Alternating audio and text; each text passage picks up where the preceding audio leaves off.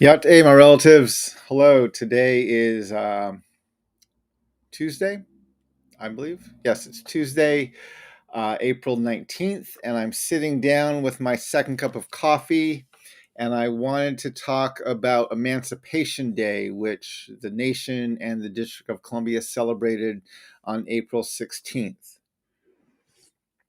So if you have a second, grab a cup of coffee, and there's a few things I want to discuss about this day. But before I begin, I want to start, as I always do, by acknowledging that I'm speaking to you from what is now known as Washington, D.C., but these are the traditional lands of the Piscataway. And I want to thank the Piscataway for their stewardship of these lands. I want to honor them as the host people of these lands. And I want to just publicly say how humbled I am to be living on these lands today. Um, so the reason I'm starting this in the afternoon instead of in the morning, I actually had been planning to do this second cup of coffee for a couple of days. I wanted to talk about Emancipation Day, and I wanted to discuss some things about the act that was written. I have never. I mean, I've heard things about it. I've read things about the Emancipation Act. I've never actually read the text of the Emancipation Act. And so this morning, as I sat down to read the Emancipation Act, there, of course, as there always is, whenever you read anything of our founding documents or these historical documents of our nation, right, it's always worse than what you think it was. And so I'm going to share with you the website where you can read the text of the Emancipation Act, and I'm going to put it into the comment section here. Hey, I see Phil is on here. Sunny Manos, Yá'át'ééh. Sunny, good to see you. Cheryl Ann, thanks for joining this afternoon. Morning yet, still in Portland.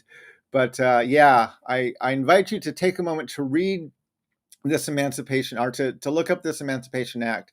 I'm going to share on my screen a few bits of the text from this act. So let me first get this up for you, and then we can go from there. So I want to share parts of this act. Let me go here. Okay, so here is the page of the transcription of this act. I'll also go back here if you want to see. This is the original act that's been archived, and I'll just go in a little bit closer here. You can see the text of there, and it's a 5-page long act. And of course, it was signed in 1862, April 16th, by President Abraham Lincoln. So if you're familiar with my work, if you read my book, if you follow me, or if you join me for some other cups of coffee, you know that I'm not a big fan of Abraham Lincoln. He was a blatant white supremacist and one of the most genocidal presidents in our nation's history. And so whatever he does for at the national level usually is not good for people of color, especially for Black or for Native peoples. And so I wanted to go through, and I'll show this on the screen. This is the text of where you looked at it before. And let me actually see if I can make this text a little bit bigger here so you can hopefully read it a little bit better. But I want to just read, right? We'll just read the first parts of this act. An act for the release of certain persons held to service or labor in the District of Columbia. Be it enacted by the Senate and House of Representatives of the United States of America in Congress assembled, that all persons held to service or labor within the District of Columbia by reason of African descent are hereby discharged and free of and from all claim to such service or labor. Okay, so this act, it frees people who are enslaved. Now that is obviously a very good thing. This came out about half a year before the Emancipation Proclamation, which freed enslaved peoples everywhere throughout the nation. But this happened in January or in July of or April of 1862. So about 9 months later, the Emancipation Proclamation Act came out, and this is a good thing.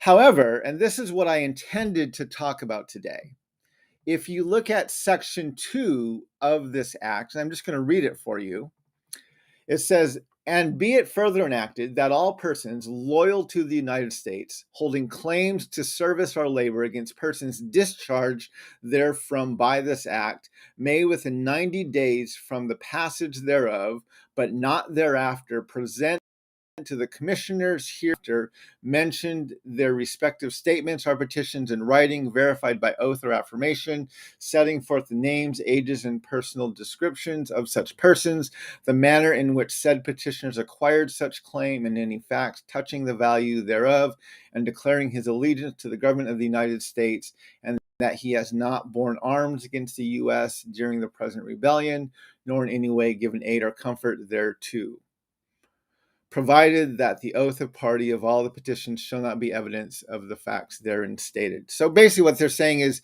if you owned slaves, you can make an accounting for them, you can fill out these forms, you can verify this with oath or affirmation, state their names, their ages, descriptions of them, and their value, and just record that and present it to the commissioners. And then in Section 3, it says, "And be it further enacted that the President of the United States, with the advice and consent of the Senate, shall appoint 3 commissioners, residents of the District of Columbia, any two of whom shall have the power to act, who shall receive the petitions above mentioned, and who shall investigate and determine the validity and value of the claims therein presented, as aforesaid, and appraise and apportion under the proviso hereto annexed the value in money of the several claims by them found to be valid." So in other words, they're going to verify the claims and then pay those claims, provided, however, that the entire sum so appraised and apportioned shall not exceed in the aggregate an amount equal to $300 for each person shown to have been held by lawful claim. So essentially, what this is saying is that this Emancipation Act will pay up to $300, not to the people who were enslaved and are now set free, but to white people who owned these enslaved. So this is literally a reparations act for enslavement, but not for the persons who were enslaved, but for white people. Our nation absolutely paid reparations for slavery. It didn't pay them to black people. It paid them to white people in the District of Columbia. I did some research and found that $300 in 1862 would be equal to about $8,500 today, around $8,500. Some estimates up to about $10,000 in today's money. So this was not, again, reparations were paid. And so I actually had originally intended to name this second cup of coffee that we should, I meant to basically say we need to call this, instead of the Emancipation Act, we need to call it the White Reparations Act. That was my goal and what I wanted to talk about today. Now, I've known before that this was in this act. I knew that that Abraham Lincoln paid reparations to white people. Again, I hadn't read the exact wording, and so I went through and read it this morning, but I had read reports and heard about it and saw articles about it. And so this wasn't anything new to me. But I did want to point that out, and I think it's shameful that the reparations our federal government did pay for slavery, our history of slavery, was not paid to black people, but to white people. However, as always happens, when I read this act, it was worse than I originally anticipated. So I want to go back here to the first section of this act. Again, it says that all persons held to service or labor within the District of Columbia by reason of descent are hereby discharged and freed of and from all claim to such service or labor, and from and after the passage of this act, neither slavery nor involuntary servitude, except for crime whereof the party shall be duly convicted, shall hereafter exist in the district. The DC Emancipation Act includes almost verbatim the same clause that the 13th Amendment does, which doesn't abolish slavery, but redefines and codifies enslavement under the jurisdiction of the criminal justice system, thereby protecting this institution of white supremacy. Now, this language is not included in the Emancipation Proclamation, but it is included here, and it is also included in the 13th Amendment. So once I saw this, I thought, well, let's do a little research and look at incarceration rates. Now, if you follow me online, if you've listened to my lectures, you know I have a whole section when I talk about the Constitution where I look at incarceration rates and show that the US has the highest incarceration rate of any country in the world, and we incarcerate people of color, specifically Black people, at astronomical rates higher than white people. You know that. You've heard me say that. I've lectured on that countless times. I've even looked myself at data by state, and I've looked at where states are the highest, and obviously states with higher populations of Black people, especially states in the South, tend to have a much higher incarceration rate than other states. But anyway, I had never really reported or lectured on the state data. And I've also never looked specifically at the data of incarceration in the District of Columbia. And so today I decided, well, let's take a look at the District of Columbia incarceration data. And I want to share several sites with you. I'm going to put this into the comment section. The first one that I want to share is from a source I use frequently. It's the Prison Policy Institute. And I actually found some data for the District of Columbia in the Prison Policy Institute website.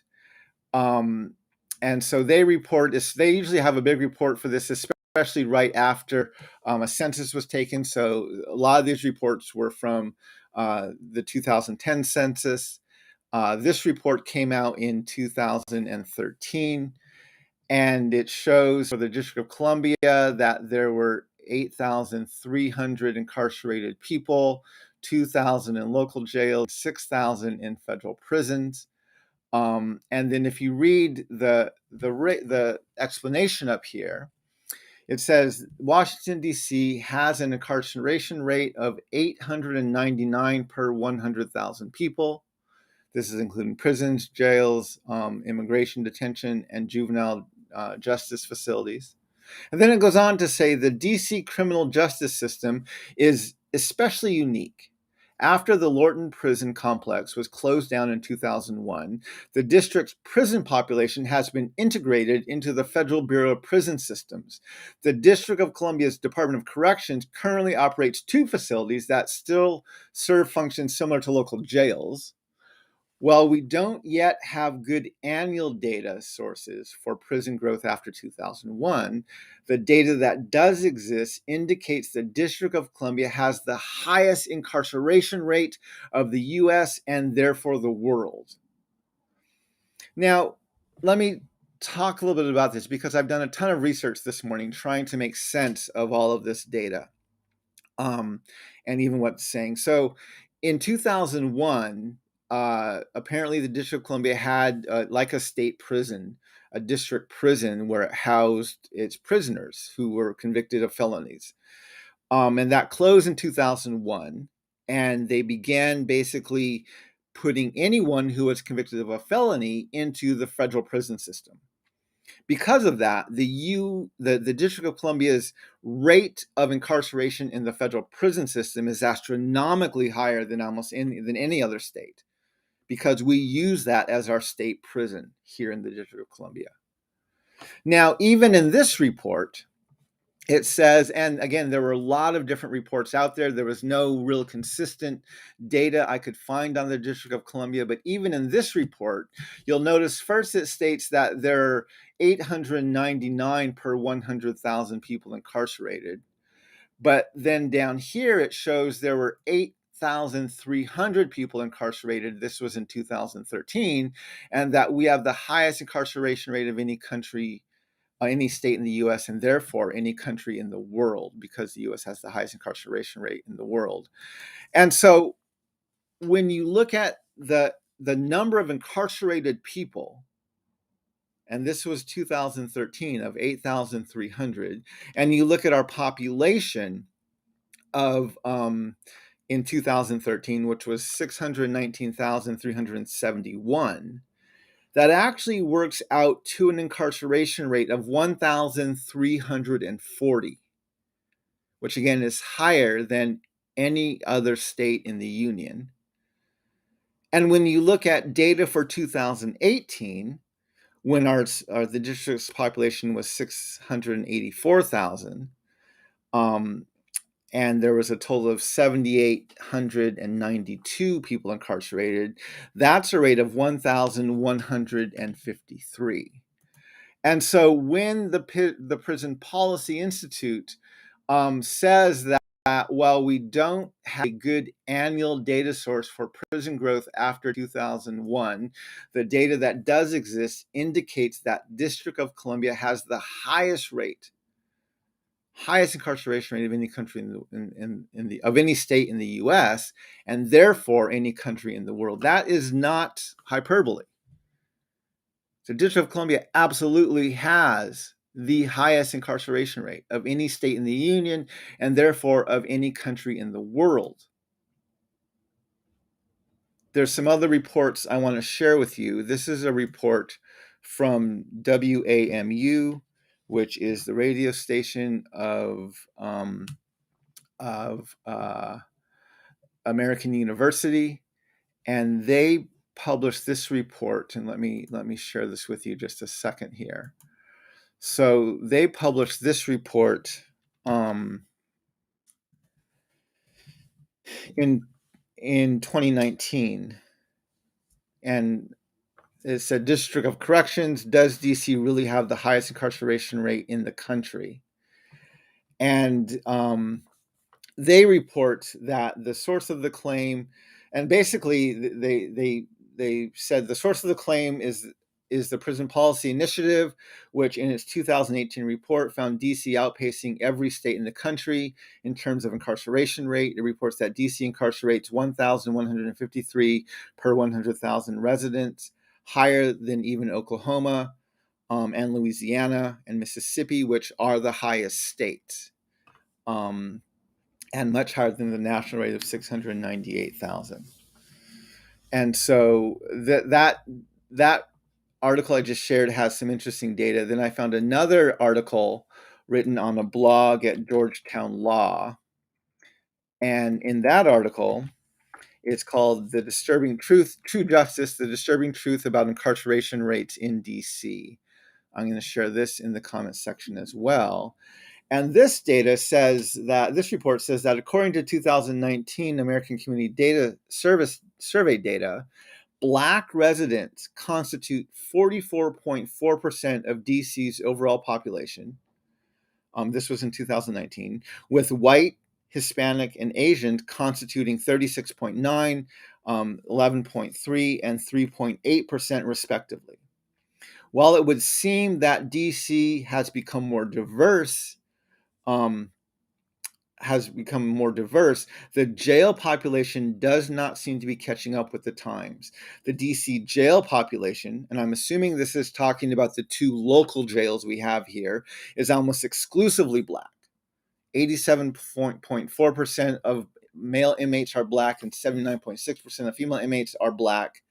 And blacks are overrepresented, particularly black men, who constitute 94.1% of the total inmate population. I'm guessing that's now including the federal data of 94.1%. So even though the black population in DC is today less than half of the total population, the black people and black males especially are 94% of the entire inmate population.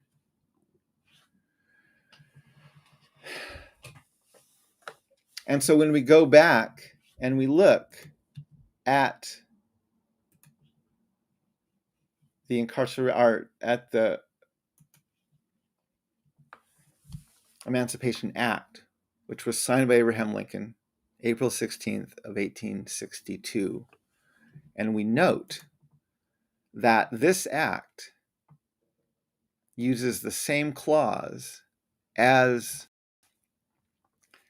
the 13th Amendment does to keep slavery legal in our prison system. It is not a shock at all that the District of Columbia has the highest incarceration rate of any state in the Union, and therefore of any country in the world.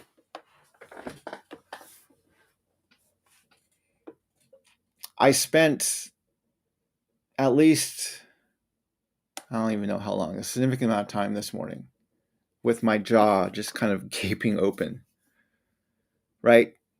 Because when you look at the reality, and while we've known that incarceration rates are bad especially in the District of Columbia, but when you look at where they're incarcerated, the percentages they're incarcerated at, and then you look at what the U.S. did with enslavement, beginning here in the district and then expanding out throughout the rest of the country, which is not abolishing it, but redefining and codifying it under the jurisdiction of the criminal justice system. And then especially in the District of Columbia, they not only did they do this, I can't even say emancipate, because they didn't abolish slavery. The Emancipation Act in 1862 did not end slavery in the district. It redefined and codified it under the jurisdiction of the criminal justice system. And then on top of that, it paid reparations to white people, close to $9,000 to $10,000 in today's money.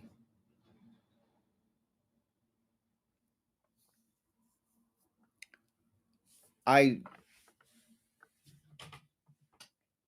don't even know what to say about this.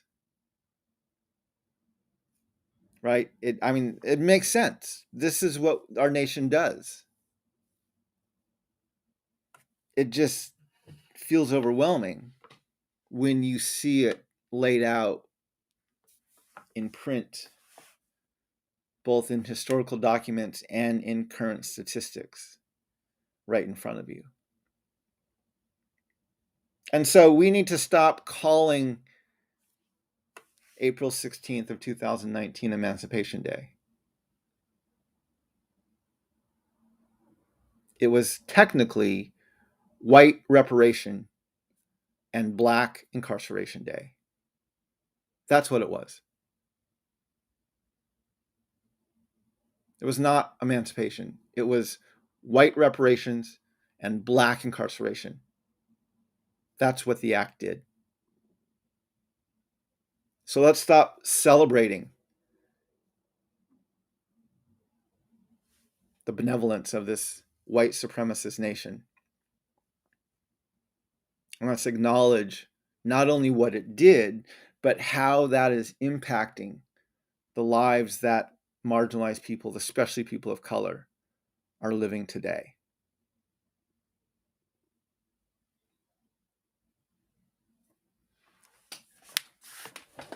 The White Reparations and Black Incarceration Act of 1862. That's what it is. So anyway, these are the thoughts I wanted to share. I know I'm a bit more. What this just shows is how much work we have to do. Right? We have a lot of work to do, my relatives. We have to get our nation to be honest about its history. We have to help people understand how this horrific history and these horrible documents are actually shaping the reality that people of color live in today. And we have to find a way to move forward. We have to address these problems. We have to change. We have to remove this clause. We have to make slavery illegal, period. We have to decenter whiteness and stomp out this lie of white supremacy and this myth of American exceptionalism everywhere that it exists. We have to wrestle and deal with and change and edit the founding documents of this nation. We need to create a common memory. We need a national dialogue on race, gender, and class. We have so much work to do, my relatives. And unfortunately, every time we dig, it just gets worse. Right? This is why I'm doing this at 2:00 in the afternoon instead of at 10:30 or 11 in the morning, because once I started going down that rabbit trail of looking at that clause in the Emancipation Act, in the White Reparations and Black Incarceration Act of 1862, it led to this, right? And it explains, absolutely explains, why the District of Columbia has the highest incarceration rate of any state or country in the world.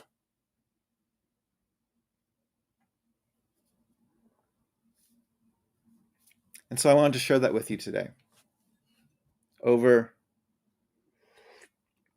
a cup of coffee. And I want to invite you into the struggle to make these changes. Invite you into the work to change this moving forward. There's a lot of work to do, my relatives. I thank you for joining me today. I hope that you will continue to engage with these issues. If you would like to go deeper into the conversation and even help support my work, you can follow me on Patreon. And if you would like to read more about this history and engage with some of this, I invite you to purchase a signed copy of my book, Unsettling Truths, The Ongoing Dehumanizing Legacy of the Doctrine of Discovery. We have a lot of teaching to do. We have a lot of dialogue to engage in. We have a lot of foundations to change. It's not impossible, but we need to work hard at this type of thing. So thank you for joining me, my relatives. Let me look through the comments. I know this has been a bit overwhelming, but let me just look who's on here and how it's going. So Teresa Yá'át'ééh, thank you for listening and joining in today. Adam Yá'át'ééh, thank you for joining today. Susan Cole, thank you for joining. This is, who is this? Caldero. Hey, Caldero, thanks for joining today. It's good to have you on here. Terry Yá'át'ééh, thanks for joining. My father, Theodore Charles Yá'át'ééh. Hello, Father. It's good to see you. Thanks for joining this morning. Glad you could join live. And Phil Fox and Shantina and everyone else, thank you for joining. I really appreciate everyone who joins this conversation with me and share some coffee with me. I think right here is a great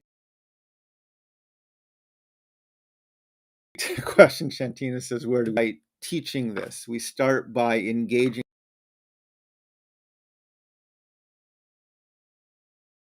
in this dialogue. We start by educating more national dialogue. And that is absolutely what I'm trying to do. And it's what I'm trying to pass on through my second cups of coffee and other things I'm doing around the country. So anyway, my relatives, I hope you have a really good day. And I will look forward to engaging with you on some of these topics more later this week. So, and Hakonet.